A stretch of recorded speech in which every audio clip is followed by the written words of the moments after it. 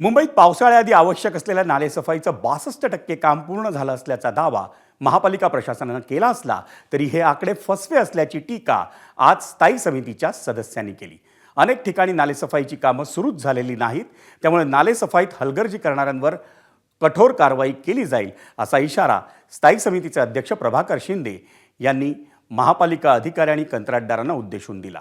नालेसफाईत निष्काळजीपणा करणाऱ्या कंत्राटदारांवर प्रशासनानं काय कारवाई केली याची माहिती वेळोवेळी स्थायी समितीला देण्याचे निर्देशही त्यांनी दिले। नालेसफाईचं 62% काम झाल्याच्या प्रशासनाच्या दाव्यावर सभागृह नेते गणेश खंडकर यांनी हरकतीचा मुद्दा उपस्थित केला। या कामांमध्ये नाल्या शेजारच्या बेकायदेशीर झोपड्या आणि त्या नाल्यांमध्ये टाकला जाणारा राडारोडा अडथळा ठरत असल्याचं त्यांनी निदर्शनास आणून दिलं।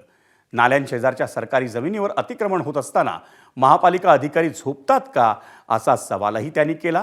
नाल्यांमध्ये राजरोसपणे निर्माणाधीन इमारतींचं डेब्रिज टाकलं जात आहे, त्यामुळे नालेसफाईवर दरवर्षी शेकडो कोटी रुपये खर्च होत असताना या गोष्टींकडे दुर्लक्ष का होतं असाही प्रश्न खंडकर यांनी विचारला।